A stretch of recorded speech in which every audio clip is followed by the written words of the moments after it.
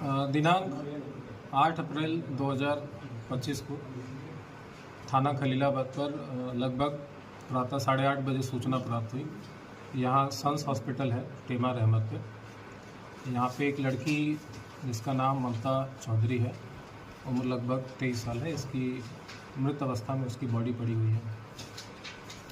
तत्काल उस सूचना पे एसएचओ मौके पहुँचे, फिर सीओ पहुँचे, एडिशनल एसपी, मेरे द्वारा भी फिर घटना स्थल का निरीक्षण किया गया। फील्ड यूनिट भी वहाँ पे आई, सारे साथ संकलन किए गए। परिवार वाले बहुत ज़्यादा अग्रेसिव थे। उनके आशंका थी कि जो मृतका है इसके साथ कोई अनहोनी घटना घटित हुई है, इसकी नेचुरल डेथ नहीं है, इसको हत्या इसके साथ कारित की गई है। सूचना पे तत्काल फैमिली को कन्विंस करते हुए बॉडी को पोस्टमार्टम हेतु मॉर्चरी भेजा गया। पोस्टमार्टम में हमने ये इंश्योर किया कि पूरी पोस्टमार्टम की कार्रवाई वीडियोग्राफी के साथ होगी। साथ ही हमने सीएमओ साहब से रिक्वेस्ट किया कि जो टीम हो, पैनल की एक टीम हो जिसमें विशेषज्ञ डॉक्टर हों जो अपने अपने ओपिनियन दे सकें। इसमें 4 डॉक्टरी की एक स्पेशल पैनल बनाया गया और पूरी पोस्टमार्टम की कार्रवाई की गई वीडियोग्राफी के साथ। उस पूरी पोस्टमार्टम की कार्रवाई में ये सामने आया, जो कॉज ऑफ डेथ है वो थ्रॉटलिंग आया और उसमें जो इंजरीज थे उसमें गले पे जो उसका हायोड बोन है उसको टूटा हुआ पाया गया। साथ ही कुछ नेल के मार्क्स चेहरे पे और गले पे पाए गए। सेक्सुअल असॉल्ट बिल्कुल क्लियरली डिनाई कर दिया है पैनल ने, कोई भी सेक्सुअल असॉल्ट नहीं हुआ लड़की के साथ। फिर हमने जो तहरीर प्राप्त हुई थी मृतका के परिवारजनों के द्वारा, उस तहरीर के आधार पर बीएनएस की धारा 103 जो कि पूर्व में 302 धारा आईपीसी की होती थी, उसमें मुकदमा पंजीकृत किया गया। नामजद मुकदमा लिखवाया गया रामजी राव और रामजीत भारती के नाम से।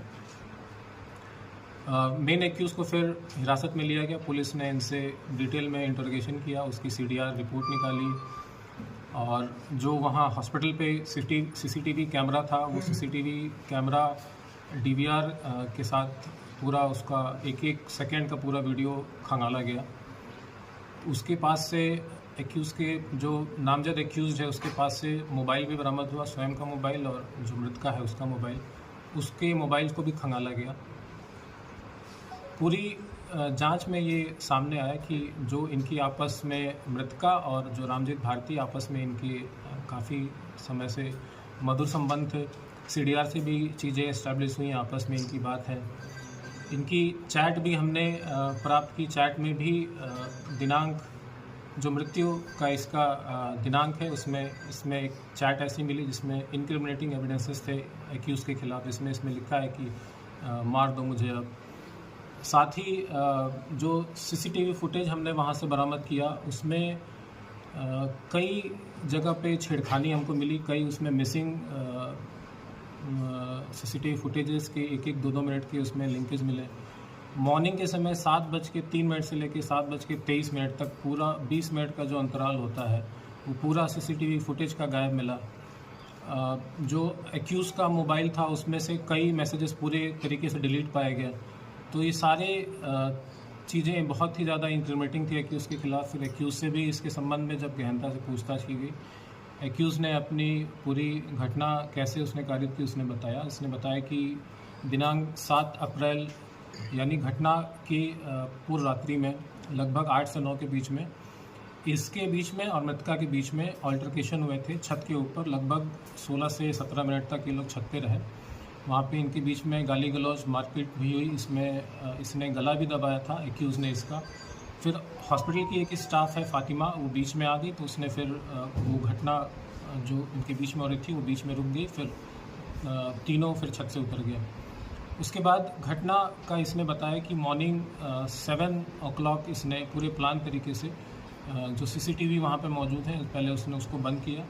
फिर उसके जहाँ मृतका सो रही थी उसके कमरे में गया, उसमें इसकी घटना कारित की। घटना कारित करने के बाद बाहर निकला और चूँकि जो दरवाज़ा है वो हार्डली 6 फीट का है, इसने फिर उचक के उसको बाहर से ही दरवाज़ा बंद कर दिया और फिर वापस आके अपने जगह पे सो गया।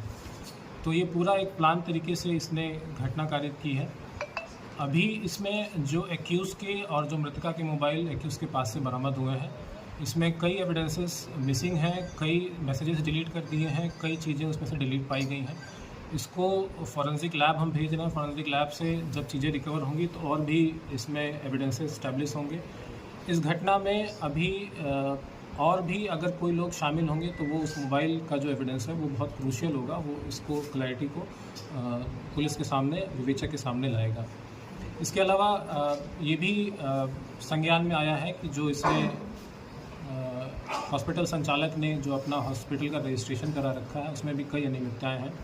इसमें जिस डॉक्टर के नाम इसने दिखा रखे हैं फुल टाइम डॉक्टर, ये बिल्कुल भी फुल टाइम डॉक्टर नहीं है। इसने स्वयं स्वीकार किया है कि महीने में कभी एक बार आते हैं। साथ ही जो उसमें फार्मेसी के जो उसने स्टाफ दिखा रखे हैं, उस फार्मेसी के कोई भी स्टाफ वहाँ पे मौजूद नहीं मिला। इनफैक्ट जितने भी स्टाफ मिले उसमें से किसी का भी नाम इसमें रजिस्ट्रेशन में नहीं था। तो ये कई अनियमितताएँ हैं जिसके संबंध में सीएमओ साहब से पत्राचार किया जाएगा और जो संबंधित डॉक्टर हैं या जो संबंधित स्टाफ हैं उनके खिलाफ भी कार्रवाई करने हेतु सीएमओ साहब से